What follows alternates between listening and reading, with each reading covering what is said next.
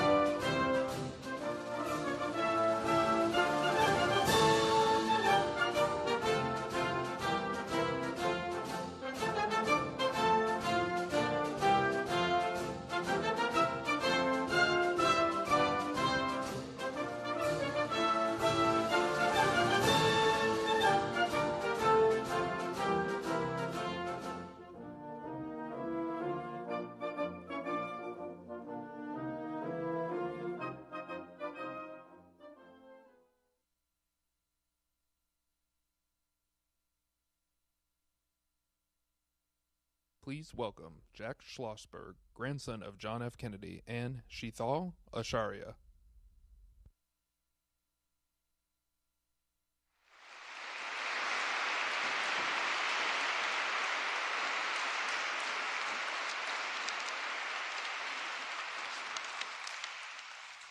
Welcome to the Kennedy Library. We're all so happy that you're here. First, I want to thank a few very distinguished guests who are here. Mayor Wu, thank you for being here. Governor Baker, Secretary Walsh, Senator Markey, members of the Massachusetts delegation, thank you so much. This means a lot to me and my family. Thanks to Ron Sargent, the chairman of the JFK Library Foundation, who does so much for this institution. Thanks to Rachel Floor and Alan Price, who work so hard to make this place great. It's an honor to have President Biden here today, a president who believes in America as my grandfather did, whose record after just 2 years proves that we still do things not because they're easy, but because they're hard. Your decency and compassion set a new standard, and your commitment to our Constitution and democracy inspires the world. Thank you, Mr. President. Thank you for your leadership, but most of all, thanks for this visit, because now I get to see my mom, who flew all the way from Australia to be here. There is no one tougher, smarter, or more gracious than my mother. She has done so much for so many, for me, for this library. Our country is lucky to have her serving again overseas as U.S. Ambassador to Australia.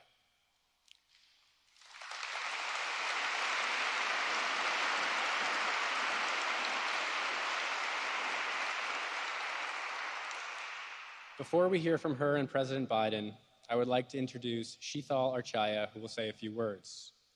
Sheethal is the Director of Operations in the Global Transformation Office at National Grid. But that's not all. She's a wife, mother, and cancer survivor whose story is helping others to find hope and strength to fight and win their own battle. She's joined here today by her husband, Nish, and her 2 sons, Ved and Kayan. Please welcome Sheethal.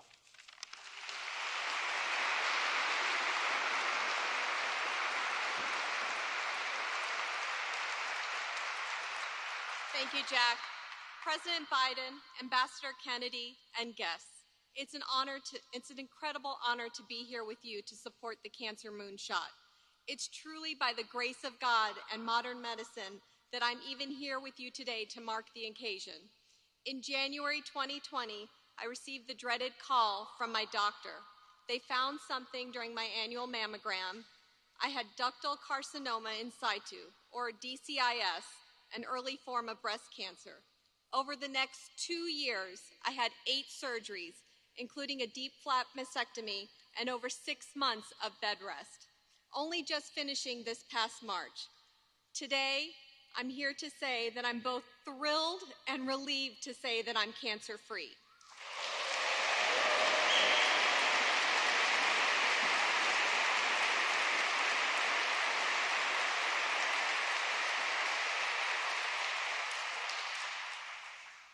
But it's not lost on me how fortunate I am to be here.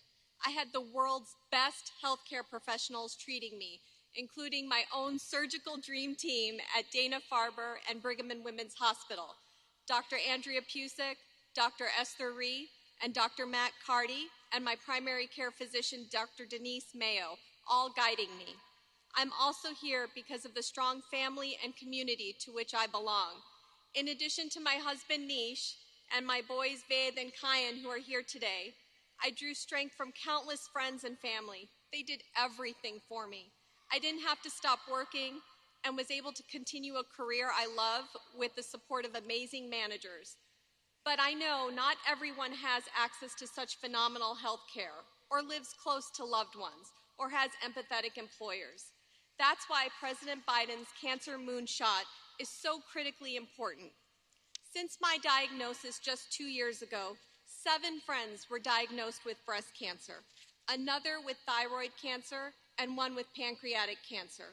More and more young women are being diagnosed with cancer, and through the marvels of modern medicine, many will survive. But I think about my dear friend who lost her battle with pancreatic cancer just last month, and I'm reminded why we need a Cancer Moonshot.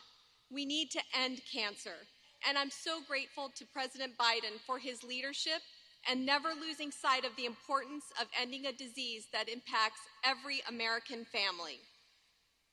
Now, growing up in Idabel, Oklahoma, I remember learning about President Kennedy and his vision to put a man on the moon.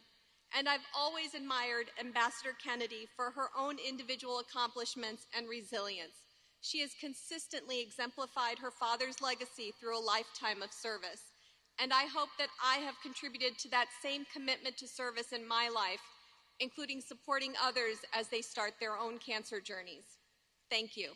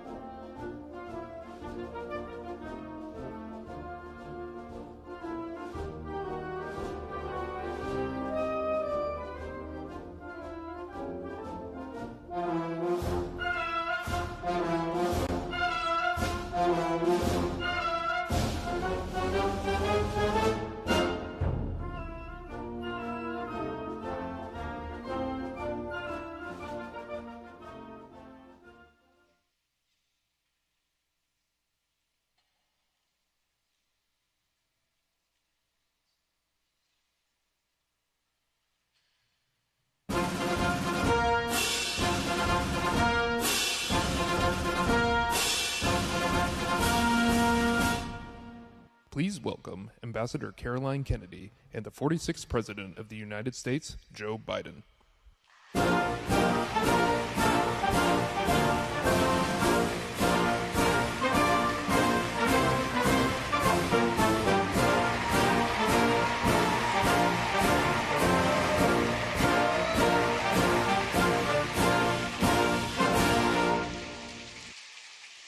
Good afternoon. On behalf of my family and the John F. Kennedy Library and Foundation, welcome to this historic day. On the 60th anniversary of President Kennedy's Moonshot speech, we're honored to welcome President Biden as he announces his own administration's Cancer Moonshot for the 21st century. This is also a special day for me personally because it's the day that my parents were married 69 years ago.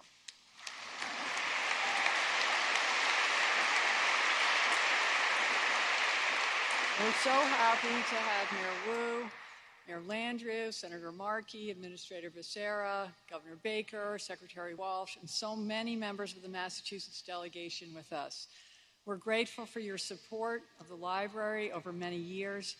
I know that many of you and the state and local officials here worked closely with my Uncle Teddy for the good of this Commonwealth, and that you all share my father's love of politics. I want to recognize members of the medical community who are here, physicians, researchers, cancer survivors, students. You all save lives and bring hope and healing to patients and families suffering from cancer. I want to thank Chital for the inspiration that you provide, not just to those living with cancer, but all those who are working for a cleaner, healthier world. And I want to thank the members of my family who are here, my cousins, your families. All of you carry on your parents' work, and all of you carry on our love of Joe Biden. And I especially want to thank my husband, Ed, my daughter, Tatiana, and my son, Jack, for being here, especially Jack, who welcomed us. He always shows up for this library and for me, no matter what, not just on the public days, but every day. I learned from Teddy that it's more fun to do things with family, so I'm grateful to Jack for always making this work fun.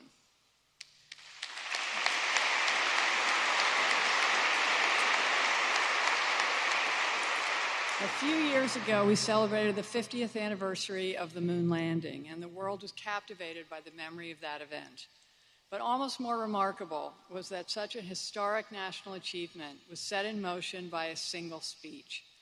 When President Kennedy gave his speech at Rice University, the United States had only 4 short manned spaceflights, the longest less than 5 hours. President Eisenhower and Cold War experts said we should concentrate on developing satellites and missiles to beat the Soviets instead of going to the moon. And there were other reasons not to do it. It was expensive, better spent on building infrastructure, fighting poverty, and addressing other social problems. Not to mention the necessary materials had not yet been invented, and scientists weren't sure even that a moon landing on the surface of the moon was possible. But President Kennedy understood the power of the idea, and over time, along with his inaugural address, his call to service, the Moonshot speech has become perhaps his best-known legacy. The vision, the purpose, the courage it embodied has inspired each generation to take on hard challenges and provides a metaphor to guide us as we face adversity in our own lives. My father believed that the effort to land on the moon would bring out the best in America, that everyone would contribute, that it would require invention, creativity, teamwork, commitment, and faith, and that the world would be different because of it. He didn't live to see it, but he set in motion an age of discovery and invention, of earth science and space exploration that has made America the leader of the world. As citizens, as colleagues, as friends, we can learn from his vision. It's up to each of us to set an example, to do hard things when we don't think we can, to believe in others when they take risks, to support them when it's tough, and never forget that together we can achieve great things. No one embodies that spirit more than President Joe Biden. He's lived President Kennedy's call to service throughout his life and career. As president, he has restored the soul of America, advanced freedom and democracy around the world. For more than 50 years, President Biden has been fighting for working families, affordable health care, access to a quality education, and always to honor our men and women in uniform. But perhaps the most personal fight for him is the one against cancer. As vice president, he launched his own moonshot to end cancer as we know it, and with characteristic perseverance, he is still committed to that cause. Like the Bidens, like all families, our family has lost people we love to this disease, including 3 who created and sustained this library: my Uncle Steve, my mother, and my Uncle Teddy. And I want to remember them today. Having felt the grief that comes with such loss, I've often looked to President Biden's life for inspiration. His courage and compassion, his endless empathy and abiding faith, and his confidence that we can overcome this challenge have lifted our hearts. His personal commitment and the national goal he sets today will save lives, change our country, and heal the world. I'm honored to serve in his administration and to introduce him now. Thank you.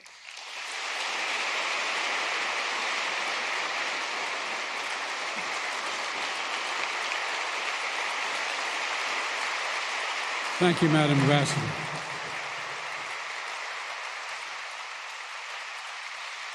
Thank you, thank you, thank you. Thank you.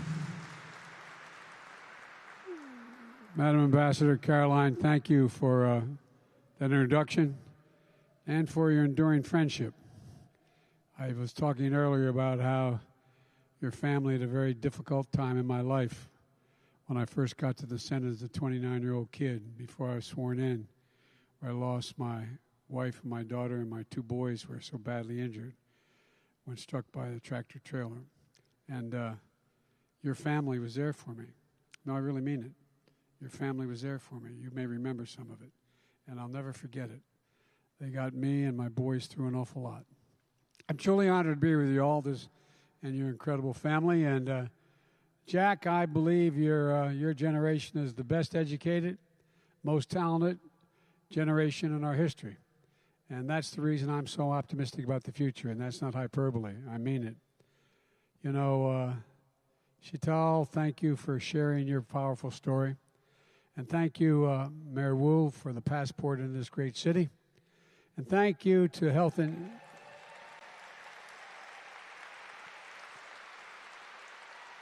Human Services Secretary Becerra and Boston's own Marty Walsh.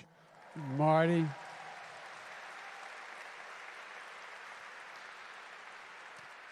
And thank you to the members of the Massachusetts delegation from the House, Representatives Presley, Lynch, Keating, and Jake, I should say, Auchincloss, and Laurie, thank you as well for being here. You have beautiful daughters. They're great kids.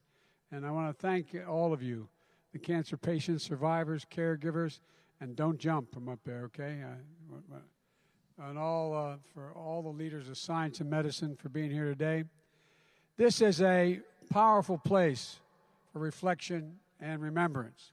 On this day in 1962, America was facing an inflection point. One of those times that changes everything from the day before to the day after.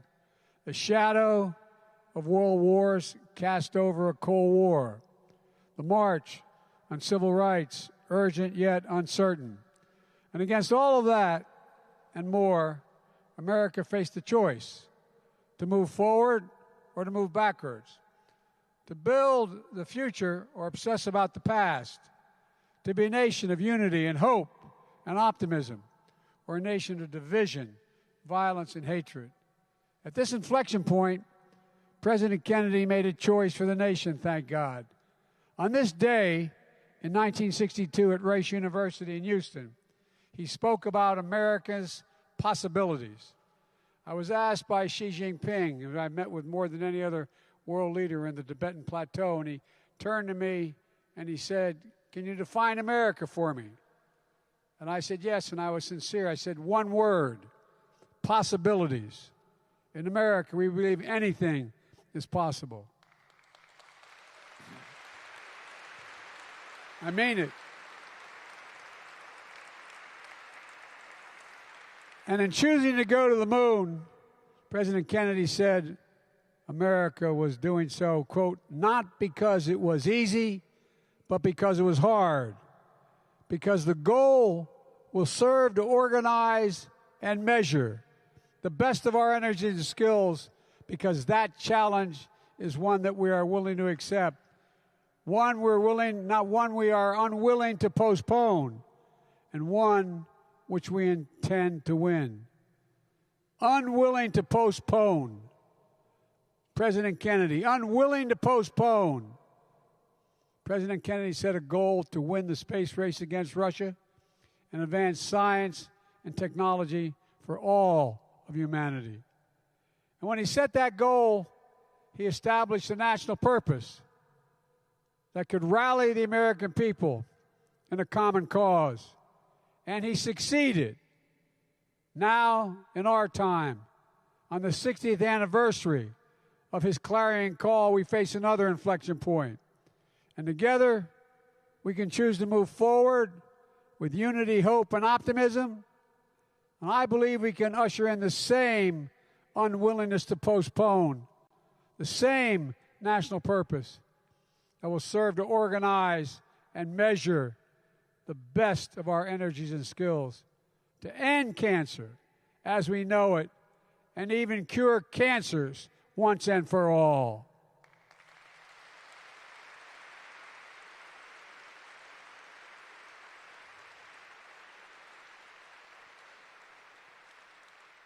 give you my word as a Biden, this Cancer Moonshot is one of the reasons why I ran for president. It's part of my unity agenda that I laid out in my State of the Union address to rally the American people to work together. Because we know this, cancer does not discriminate red and blue. It doesn't care if you're a Republican or a Democrat. Beating cancer is something we can do together, and that's why I'm here today.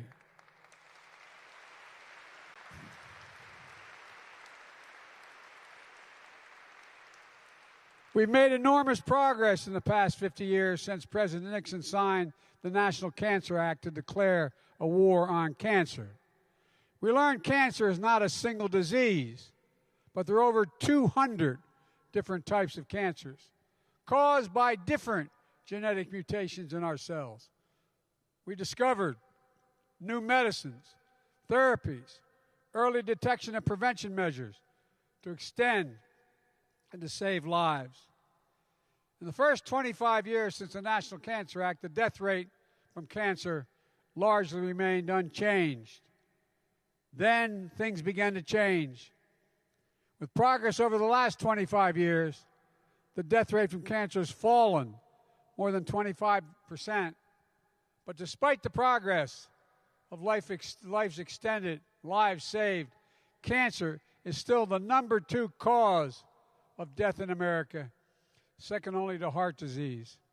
For too many cancer patients and their families, instead of hope, there's bewilderment, the feeling of being on your own, frustration that hospitals said doctors can't easily share your medical records with other hospitals and doctors to help find answers, even when every minute counts. Having to advocate for even the most basic care and attention for your loved ones. The flood of information is a completely different language with few people available to help you decipher it. Having therapy that can work within reach, but is too expensive or insurance won't cover it. And so when President Obama asked me to launch a Cancer Moonshot, our goal was to bring an added urgency, a new urgency to the fight. And in my view, not unlike President Kennedy did, we harnessed federal resources to change the culture, increase cooperation, and break down the silos that exist. That included everything from making published results of federally funded cancer research more available to any patient, to any doctor, for free, instead of the firewall that had been set up. That included the recognition that for many cancer patients, it's hard to even know if there's a clinical trial that can help them, let alone how to enroll in one. So we launched trials.cancer.gov so everyone can find a clinical trial near them or across the country and the world, and they can gain access to these trials. I've traveled the country, brought together leaders in healthcare, technology, education, business, philanthropy.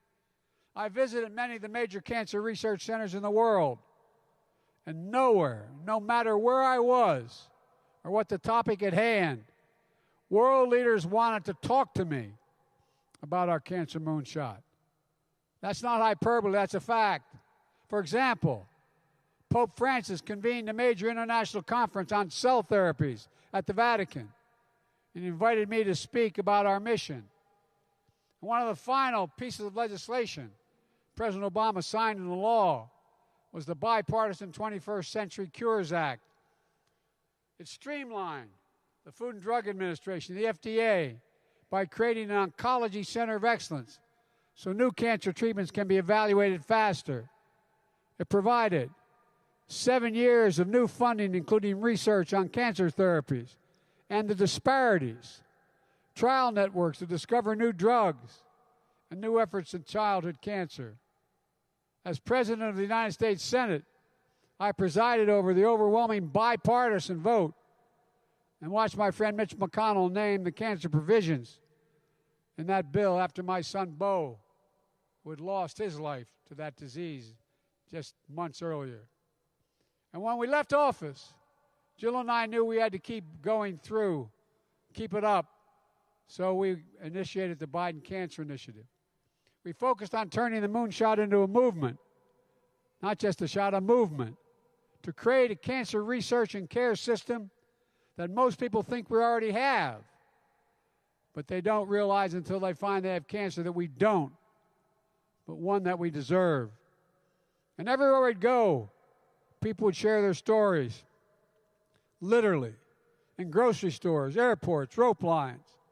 While we heard stories of loss and despair, the stories began to change to a feeling of real hope. Not because of me or Jill, but because of all of you and so many of you at home, doctors, researchers, advocates, caregivers, patients, survivors. And that's when I was elected president. I determined to supercharge the Cancer Moonshot as a central effort in the Biden-Harris administration. In February, I laid out our plan that is bold, ambitious, and I might add, completely doable. The goal is to cut cancer death rates by at least 50% in the next 25 years. To turn more cancers from death sentences into chronic diseases people can live with. To create more supportive experience for patients and families. And to update our fight against the cancer. It's a disease we often diagnose too late and have too few ways to prevent it in the first place. Where there are stark inequities based on race, disability, zip code, sexual orientation, gender identity, and other factors. We know too little about why treatments work for some patients, but the different patient with the same disease, it doesn't work for. We still lack strategies for developing treatments for some cancers, like childhood cancers. We don't do enough to help patients and families navigate the cancer care system. We don't learn enough from their experience as patients. We don't share enough data and knowledge to bring the urgency we need to finding new answers. But for each of the ways we know cancer today, we know we can change the trajectory. For example, to prevent cancers, scientists are exploring whether mRNA vaccine technology that brought us safe and effective COVID-19 vaccines could be used to stop cancer cells when they first arise.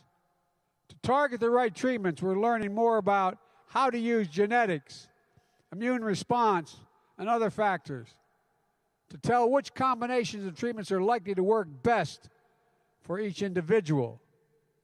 To address the inequities, we can ensure prevention, detection, treatment, reach patients in urban, rural, suburban, and tribal communities so they have equal access to cancer diagnostics, therapeutics, and clinical trials.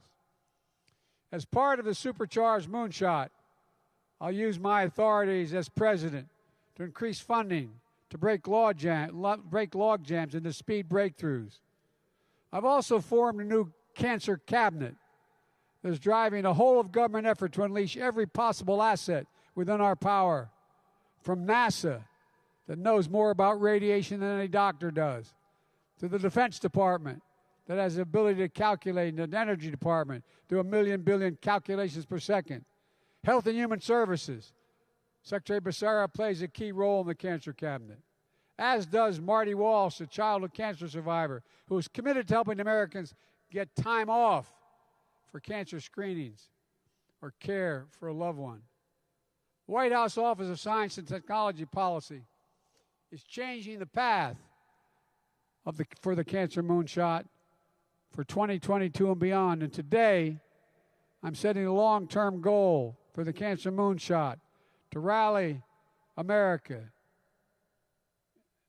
and ingenuity that we can engage like we did to reach the moon, that actually cures cancers, not all cancers, cures for cancers, once and for all. And a critical way to do that is that going through what I call ARPA-H, Advanced Research Project Agencies for Health. It's based on DARPA, the Defense Department's Advanced Research Projects Agency, that has helped lead to breakthroughs in technologies to protect our national security, like the Internet, GPS, and so much more. ARPA-H will have the singular purpose to drive breakthroughs to prevent, detect, and treat diseases including cancer, Alzheimer's, diabetes, and other diseases, and enable us to live healthier lives. I call for ARPA-H in my campaign, and after being elected president, notwithstanding the fact that Democrats and Republicans allegedly don't talk to one another, Republicans, Independents, and Democrats in Congress came together and invested $1 billion initially to launch ARPA-H. Imagine the possibilities. Vaccines that could prevent cancer, like there is for HPV. Imagine molecular zip codes that could deliver drugs and gene therapy precisely to the right tissues. Imagine simple blood tests during an annual physical that could detect cancer early where the chances of a cure are best. Imagine getting a simple shot instead of a grueling chemo, or getting a pill from a local pharmacy instead of invasive treatments and long hospital stays. Imagine treatments beyond cancer, bold approaches to reduce maternal mortality and morbidity, something Vice President Harris is laser focused on. And imagine artificial retinas that could help blind people see. These are just a few of the ideas that illustrate the amazing potential of ARPA-H. When President Kennedy called for a moonshot, we didn't have all the tools and experience needed. With our Cancer Moonshot today, we do. And I'm pleased to announce my selection as the inaugural director of ARPA-H, Dr. Renee Wegerson, who is here today. Doctor, where are you? Stand up.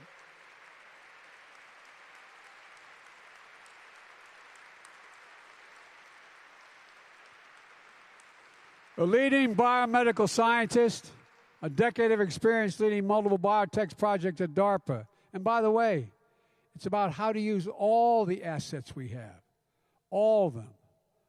An entrepreneur in synthetic biology. She's going to bring the legendary DARPA attitude and culture and boldness and risk-taking to ARPA-H to fill a critical need. Discoveries that save lives, change lives, and often start in the lab bench. But then those basic research breakthroughs need to be tested, scaled, and brought to the clinic. This may require unusual partnerships. That may require support to get over many obstacles that exist. That's why ARPA-H is designed what it's designed to do, so the advances can reach all Americans sooner. I predict ARPA-H will emerge as a new and exciting member of America's biomedical ecosystem. But it's not enough to invent technologies that save lives. We need to manufacture advanced biotechnologies here in the United States. That's why today I signed an executive order that directs the federal government to ensure biotechnologies invented in the United States of America are made in the United States of America, whether they are for cancer treatments or anything else like next-generation fuels and materials. Today's action is going to ensure that America leads the world in biotechnology and biomanufacturing, creating jobs, reducing prices, strengthening supply chains so we don't have to rely on anywhere else in the world. Here in America it will be made. And there's more that we're doing. The Inflation Reduction Act that I signed into law puts a $2,000 cap on the total prescription drug costs for any senior on Medicare, including cancer medicine. And for so many people, one of the first things they think about when they get a diagnosis, how am I going to pay for the treatment? Do we need to sell the house? Do we need to skip payments on the car? Can we afford to send the kids to college? The Inflation Reduction Act is a godsend. It's going to save people on one prostate cancer drug about $6,000 a year. Thousands of women are taking breast cancer treatments that will see about a $7,000 a year savings. But that's not all. When I led the Cancer Moonshot as vice president, one of the biggest issues I talked about was how federally funded cancer researchers were not sharing their results with their peers or the public because they wanted to have the answer. You all know it. As I mentioned earlier, we made federally funded cancer research more available to any patient, to any doctor, anywhere, for free. And today, as president, we're making sure that transparency applies to all federally funded science beyond just cancer. And this summer, I announced the new head of the National Cancer Institute, Boston's own, Monica Bertinelli, excuse me. Monica, you can call me Bidden. And she's here today. Where are you, Monica? Stand up. Thank you.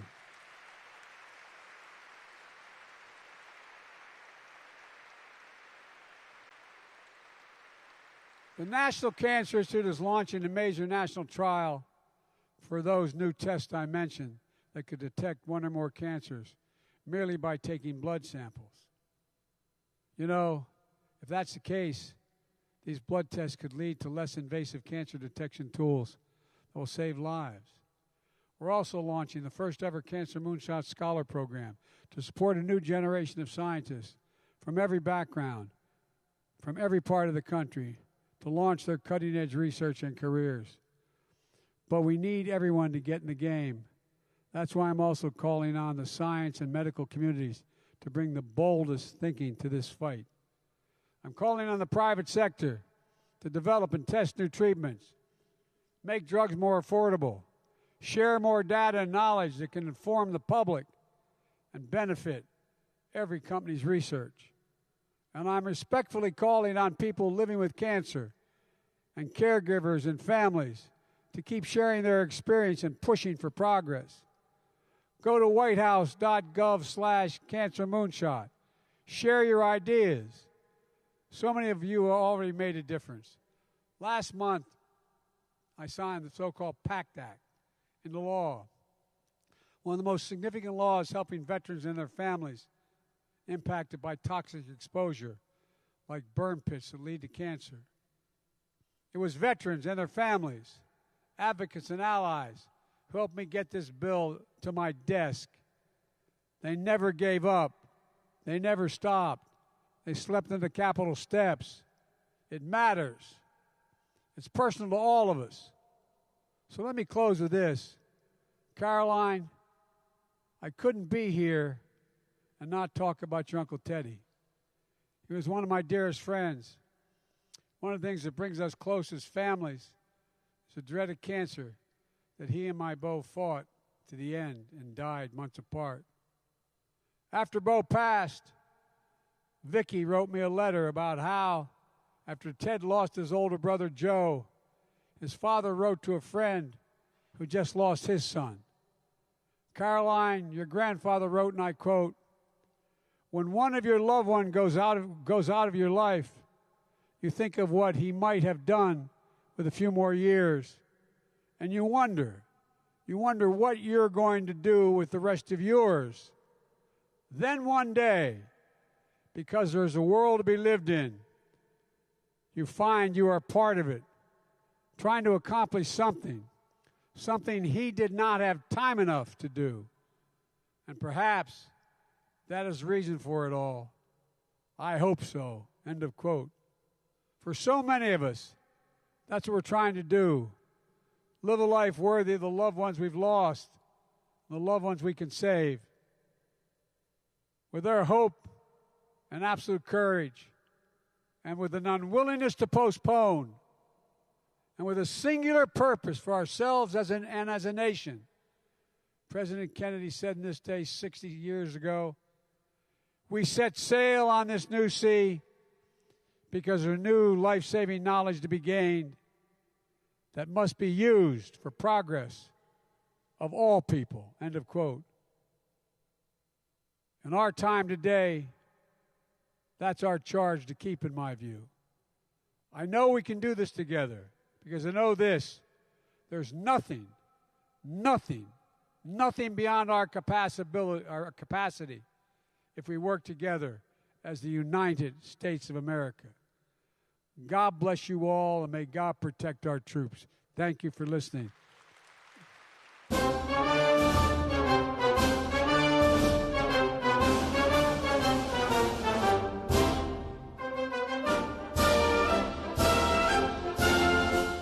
Ambassador and Jack, come on back up.